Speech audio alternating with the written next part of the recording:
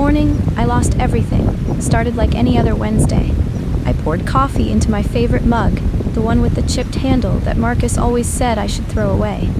Sunlight filtered through our kitchen windows, casting golden patterns across the marble countertops we'd chosen together 3 years ago. I checked my phone. 7:43 a.m. Marcus had already left for his morning run, his routine as predictable as clockwork. I smiled, thinking about the surprise I had planned for our 5th anniversary next month. The reservation at Chateau Étoile was confirmed, and I'd already bought the watch he'd been eyeing. Everything seemed perfect in our carefully constructed life. Our brownstone in Brooklyn Heights, the successful marketing firm I'd built from scratch, the future we'd mapped out together. I had no idea that by sunset, every single piece of that life would shatter. The phone call came at 8:17 a.m. My business partner, Jennifer, her voice trembling with panic. "Sarah, you need to get to the office. Now." I arrived at my office building to find police cars blocking the entrance. My stomach dropped as I pushed through the growing crowd of confused employees. Jennifer met me at the door, her face pale and streaked with tears. "The accounts are empty," she whispered. "Every single one. The business accounts, the operating fund, even the employee pension contributions." I stared at her, unable to process the words. "That's impossible. We have security measures, dual authorization required for any transfer over $10,000. She handed me her tablet, showing our bank's website. Where there should have been $2.3 million in operational funds, there was nothing. Zero. The payroll account that should have held $180,000 for Friday's paychecks, empty. Our investment account, drained. How?" My voice came out as a croak. Jennifer's eyes filled with fresh tears. "They're saying it was authorized. Both our digital signatures approved the transfers. Sarah, they went through at 6:47 this morning." My mind raced. I'd been in the shower at 6:47, getting ready for work. Detective Morris arrived within the hour, a weathered man in his 50s with kind eyes that had seen too much. He listened as I explained our security protocols, the impossibility of anyone accessing our accounts without both Jennifer's and my authorization. "When did you last access your business accounts, Miss Chen?" he asked, making notes. "Yesterday afternoon, around 4. Everything was normal." He nodded slowly. "And your personal accounts? Have you checked those?" My blood ran cold. With shaking hands, I pulled up my banking app. My savings account, where I'd carefully accumulated $340,000 over years of hard work. Zero. My checking account, $0. Even my retirement fund had been liquidated, the early withdrawal penalties already processed. No, I breathed, scrolling frantically through the transaction history. Every cent had been transferred to an account I didn't recognize. "The transfers were authorized using your credentials," Detective Morris said gently. "Your password, your two-factor authentication, the bank's records show everything was legitimate." I tried calling Marcus 17 times. Each call went straight to voicemail. "Marcus, please call me. Something terrible has happened. I need you." My hands trembled as I left the 18th message.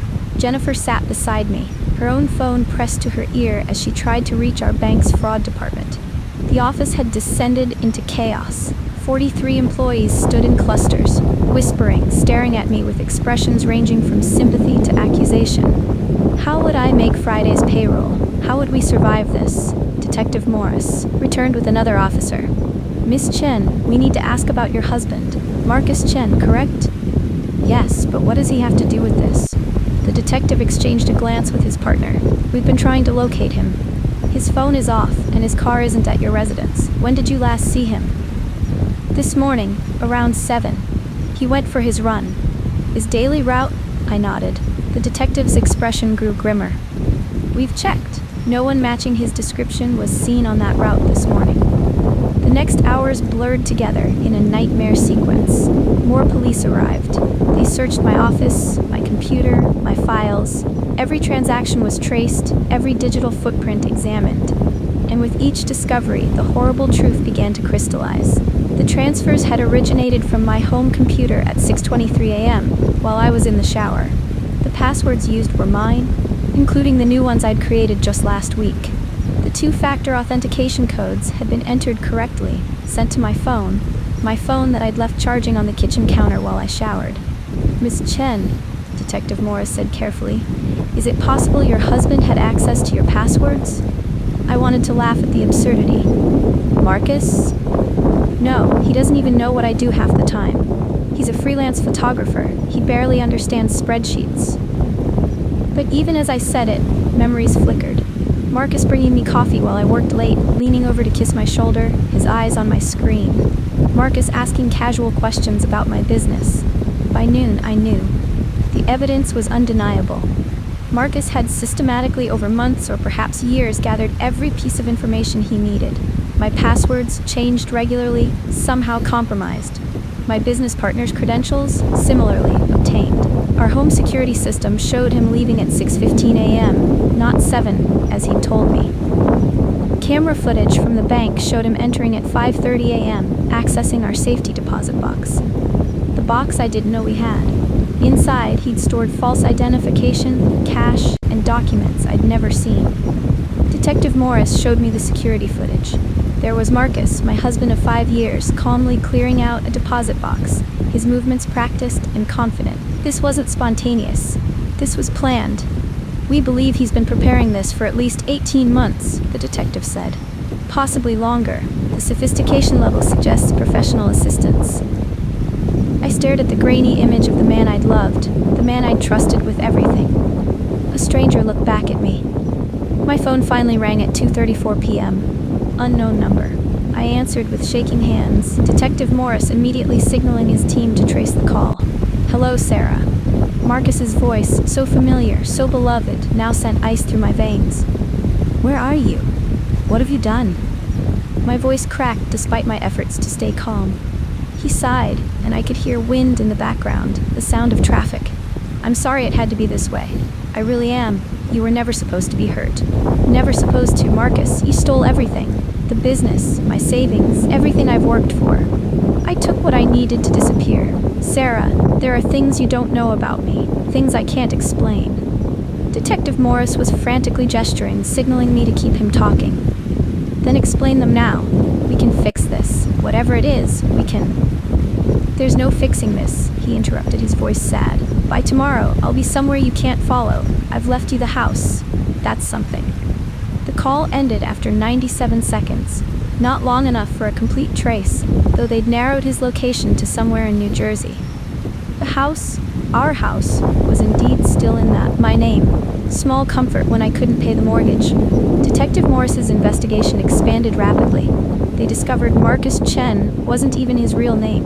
The man I'd married was actually David Morrison, wanted for fraud in 3 states. Our marriage license was legal, but built on lies. Everything was lies. How did I not know? I whispered to Jennifer as we sat in my office late that evening, surrounded by lawyers and accountants trying to salvage something from the wreckage. How did I live with someone for 5 years and not know who he was? She squeezed my hand but had no answer.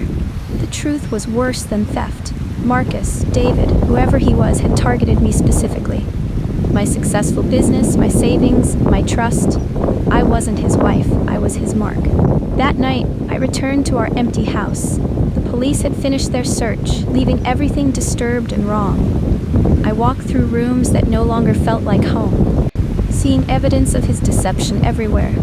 The office he'd claimed was for his photography work, empty now, but the walls showed marks where equipment had been mounted. Not camera equipment, I realized. Computer equipment. Multiple monitors. This had been his command center, and I'd never questioned it.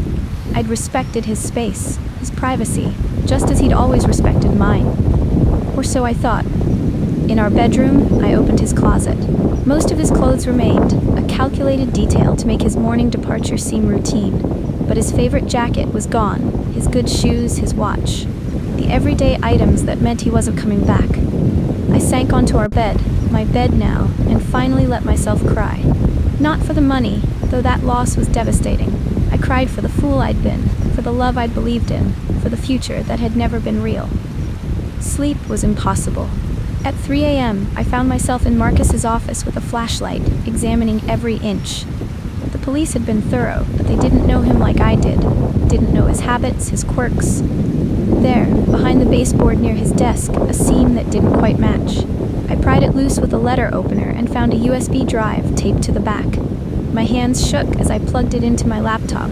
The drive contained files, hundreds of them. Photos of documents, screenshots, recorded conversations. My entire life documented and cataloged. Bank statements, business contracts, passwords written in my own handwriting from notes I'd thought were private. But there was more. Files labeled with other names. Women's names. Jennifer, Amanda, Catherine, Melissa. I opened Jennifer's file and felt sick. Photos of her, her apartment, her bank statements. Marcus had been gathering information on my business partner too, probably planning to use her as a backup or additional target.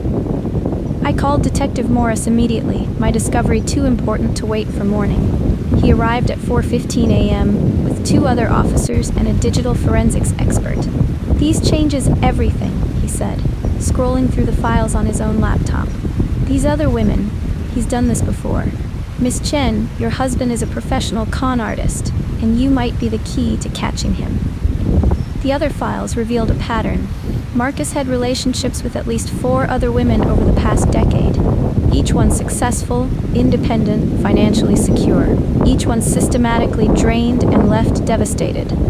But I was different, the detective explained. I'd been his most ambitious target and his longest relationship. He stayed with you for 5 years. The others were 18 months, 2 years maximum. You meant something different to him. I laughed bitterly. I meant a bigger payday. Maybe, Detective Morris said thoughtfully. Or maybe he actually cared, and that made him sloppy. This USB drive, leaving evidence behind, that's not professional. That's personal. As dawn broke, I sat with the forensics team, watching them extract every piece of data from the drive. And then I saw it. A folder labeled Emergency hidden within layers of encrypted files.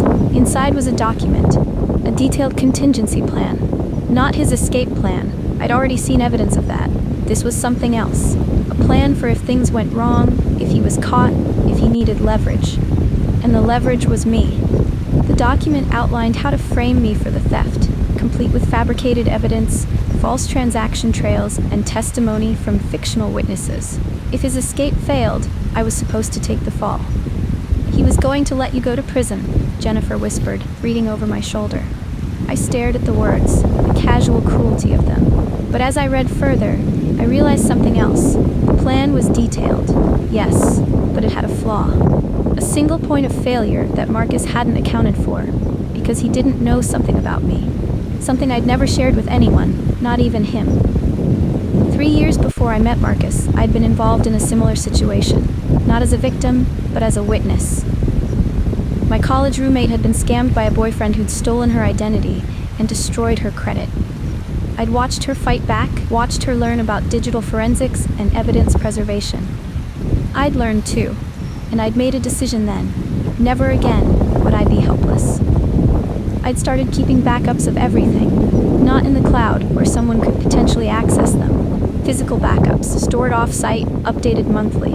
Every bank statement, every business transaction, every contract and agreement. I had a complete paper trail of my legitimate business operations and personal finances stored in a secure location that Marcus had never known about. "Detective," I said slowly, "I think I have something that might help." I explained about my storage unit, rented under my maiden name, containing 3 years of meticulous financial records. Records that would prove every cent in my accounts had been legitimately earned and properly documented. By noon, we'd retrieved the files from my storage unit. 12 boxes of documents, organized by date and category. My accountant, Peter, arrived to help catalog everything. "Sarah, this is incredibly detailed," he said, amazement in his voice. "Most people don't keep this level of documentation." "I learned from someone else's mistake," I replied. "I never wanted to be in a position where I couldn't prove my own financial history."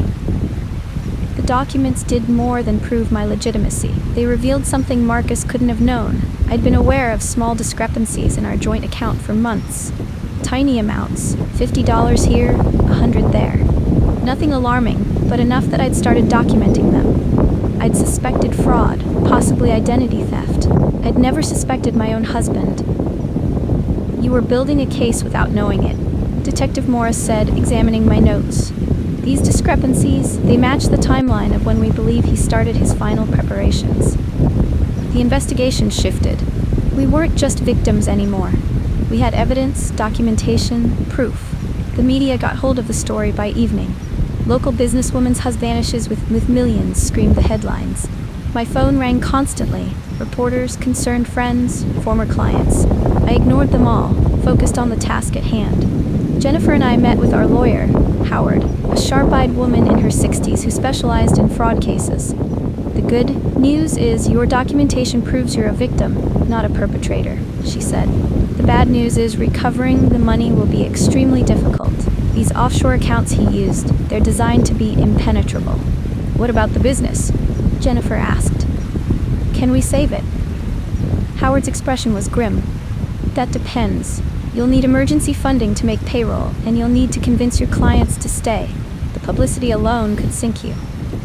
But as we talked, an idea began forming. Marcus had stolen everything, yes, but he'd also left behind something valuable. His pattern, his methodology, his targets. What if, I said slowly, we could find the others, the women he'd done this to before? What if we could warn them, or better yet, find out if any of them recovered their money? The search began immediately. Using the files from the USB drive, Detective Morris's team tracked down the other victims. Catherine Brennan, a real estate developer in Chicago, scammed 2 years ago. Amanda Foster, a tech entrepreneur in Seattle, targeted 4 years back. Melissa Wright, a surgeon in Boston, his victim 6 years ago. Each one had a similar story. A charming man who swept them off their feet, integrated himself into their lives, and vanished with their assets. But when I spoke to Catherine on the phone, she said something that caught my attention. I got some of it back, she said. Not all, maybe 30%. He'd moved the money through several accounts, but he made a mistake with one transfer. My lawyer was able to freeze it before it disappeared completely.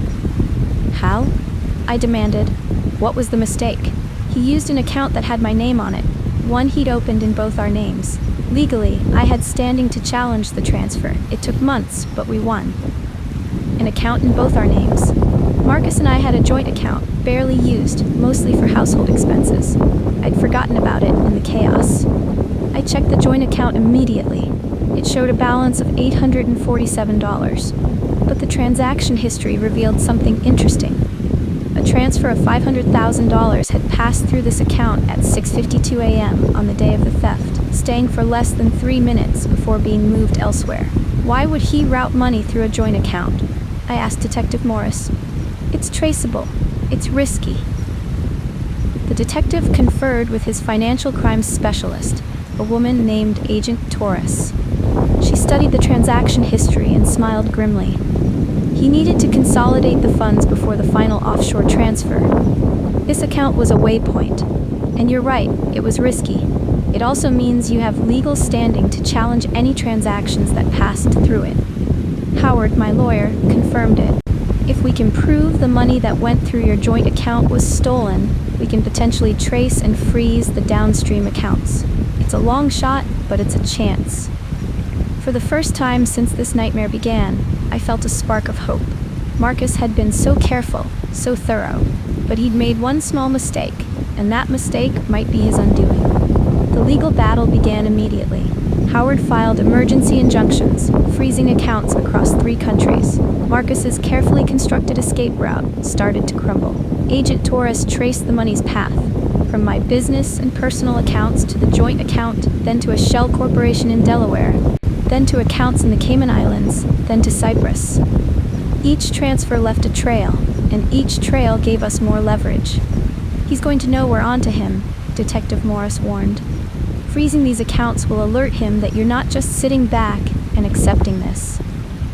Good, I said. Let him know. Let him understand that I'm not the helpless victim he expected. That night, Marcus called again. His voice was different this time, strained, angry. You're making this harder than it needs to be, Sarah. Let it go. Let it go. I laughed, a harsh sound even to my own ears. You stole my life's work, you betrayed 5 years of trust, and you expect me to just let it go? You can rebuild, he said. You're smart, capable, but if you keep pushing, you're going to make powerful people very angry. His words sent a chill through me. What people? Marcus, who are you working with? He was silent for a long moment. I could hear his breathing, heavy and uncertain. The money wasn't just for me, Sarah. I had debts, obligations, people who don't forgive and don't forget. Then turn yourself in. Let the police help you. There are programs, witness protection. You don't understand. These aren't the kind of people the police can protect you from. He paused. Stop pursuing the money, Sarah. For your own safety, let it go. I'm telling you this because I do care about you, despite everything. The line went dead. I sat staring at my phone, his words echoing. Detective Morris had been listening to the recorded call. He's trying to scare you into backing off. It's a common tactic. But Agent Torres looked troubled. Or he's telling the truth. If he was working for an organized fraud ring, recovering this money could put you in actual danger. I thought about it for exactly 10 seconds. I don't care. They took everything from me. I'm taking it back. The investigation expanded beyond simple theft. If Marcus was part of a larger operation, the FBI needed to be involved. Agent Torres brought in her supervisor, and suddenly my case became part of a broader investigation into international fraud. We've been tracking a sophisticated network for 2 years, the FBI supervisor explained. They target successful women specifically, using romance and long-term relationships to gain access to assets. If your husband is part of this network, catching him could bring down the entire operation. I provided everything I had, the USB drive, my documentation, the recordings of his calls. In exchange, they promised to prioritize recovering my assets and protecting me from potential retaliation. Security was increased at my house. I was assigned a protective detail. My life became a strange mixture of corporate lawyer meetings and witness protection protocols. Jennifer kept the business running on emergency loans and client goodwill. Our employees, once suspicious, rallied around us once the truth became public. They understood we were victims too, fighting to save not just the company but their livelihoods. 3 weeks after Marcus's disappearance, they found him. Not through investigation or tracing calls, but because he made another mistake. He tried to access one of the frozen accounts from an internet cafe in Portugal. The attempt triggered an alert, and Portuguese authorities arrested him within the hour. I watched the news footage of him being led away in handcuffs. He looked smaller somehow, diminished. Not the confident man I'd married, but a frightened criminal facing consequences. Detective Morris called to inform me personally. He's being extradited. He'll face charges here, and then potentially in other jurisdictions for the earlier frauds. Sarah, you did this. Your documentation, your refusal to give up. That's what caught him. But I felt no triumph, only exhaustion. The money was still missing, frozen in accounts that would take months or years to untangle. The business was running on borrowed time and borrowed money. My personal reputation was in tatters, my trust in people shattered. Did he say anything? I asked. When they arrested him? He asked if you were safe, the detective said quietly. He seemed genuinely concerned about your well-being. Marcus's trial began 4 months later. I attended every day, sitting in the gallery, watching the man I'd loved be systematically exposed as a fraud. The prosecution presented evidence of his crimes, the false identity, the previous victims, the stolen millions. They revealed his real background. David Morrison, born in Atlanta, arrested twice for minor cons before disappearing and reinventing himself. The defense tried to paint him as a victim too, coerced by the mysterious fraud network he'd mentioned on the phone, but the evidence against him was overwhelming. My documentation proved particularly damaging, showing premeditation and planning that spanned years. On the 4th day, Marcus took the stand. His lawyer asked him about his relationship with me. Did you care for Miss Chen? Yes. His voice was quiet but firm. Sarah was never supposed to be hurt. I planned to leave her the house, her car, enough to rebuild. But the people I worked for demanded everything. Who were these people? His lawyer pressed. Marcus looked directly at me for the first time since the trial began. I can't say. They'll kill me if I testify against them, and they might hurt Sarah to punish me. The judge wasn't impressed by Marcus's claims of coercion without evidence. Neither was I, but the FBI was interested. During a recess, Agent Torres approached me. He's offered to cooperate. Full disclosure about the network in exchange for a reduced sentence and witness protection. And my money, I asked bitterly. What about that? He claims he can help us recover most of it. The network hasn't moved it yet because of the freezes you initiated. If he provides access codes and account information, we could recover up to 80% of what was stolen. 80%. Not everything, but enough to save the business, to rebuild my life. What does he want in return? 20 years instead of life. Protection for himself. And she hesitated. He wants to speak to you. Privately, supervised, but he says there are things he needs to explain. I wanted to refuse. The idea of sitting across from him, hearing his explanations and justifications, made me physically ill. But 80% of my money was worth swallowing my pride and my pain. Fine, I said. Set it up. We met in a secure conference room, guards outside, Agent Taurus and Detective Morris present, but silent. Marcus looked different in prison orange, his hair longer, dark circles under his eyes. "Sarah," he began, but I cut him off. "I'm not here for apologies or explanations. I'm here because you can help recover what you stole, that's all." He flinched but nodded. "I can give you the account access, the codes, everything. The network hasn't moved the money because they're waiting to see if I'll break. But first, I need you to understand something." "I don't need to understand anything." "You were never the mark," he said urgently. "When I met you, yes, that was the plan. But after the first year, I fell in love with you. Everything we built, our life together, that was real for me."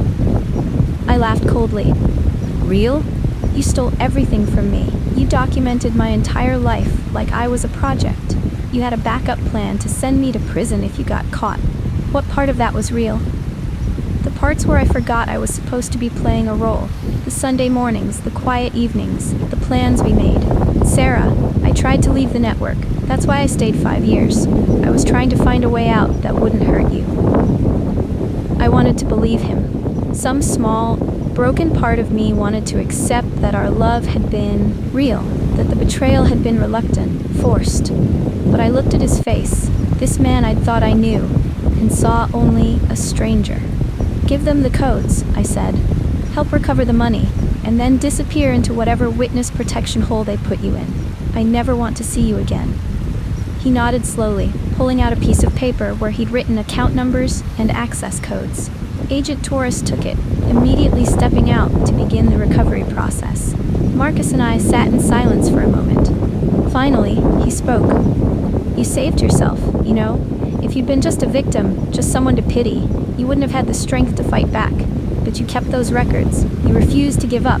You were smarter than I ever gave you credit for. I took everything except your plan. And that plan saved you." He was right. The storage unit full of documents, my habit of documentation, my refusal to be helpless, that had been my salvation. Not luck, not outside help, but my own preparation and determination. 6 months later, I stood in my office overlooking the city, Jennifer beside me. We'd recovered 83% of the stolen funds. The business had survived. I'd survived. Marcus was serving 15 years in a federal facility, his testimony having helped dismantle the fraud network. I'd rebuilt my life, stronger and wiser. I'd learned that trust had to be earned, that love could be a weapon, and that the best protection against betrayal was self-reliance. He'd taken everything, my money, my trust, my belief in love, but he hadn't taken my resilience, my intelligence, or my will to fight. And in the end, those were the things that mattered most. Those were the things that saved me.